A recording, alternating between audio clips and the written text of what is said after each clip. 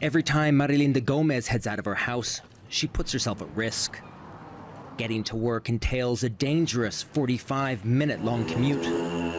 Marilinda has to cross Guatemala City's boulevards and bridges while dodging motorbikes, cars, and trucks.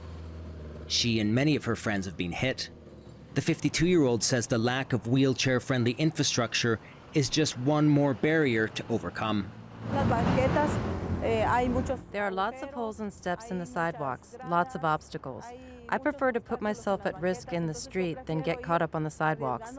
If I don't put in this effort to get to work, I wouldn't be able to pay my rent or my bills. Getting on a bus is a challenge at the best of times, and traveling during rush hour is impossible.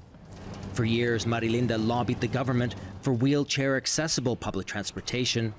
In a metropolitan area home to around 3 million people, only a handful of public buses have ramps. International conventions and national laws obligate Guatemala to protect the rights of people with disabilities and provide them with opportunities in education, healthcare, accessibility, and more. Critics, though, say that there have been few advances.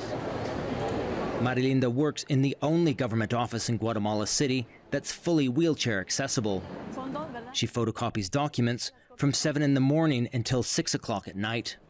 It might seem repetitive, but Marilinda is just happy to be working. It took me 10 years to get a stable job. I put in lots of applications, but nothing. Some people said outright it was because I'm in a wheelchair. They don't see our abilities, just our disabilities. 3 days a week, Marilinda teaches people how to pilot a wheelchair.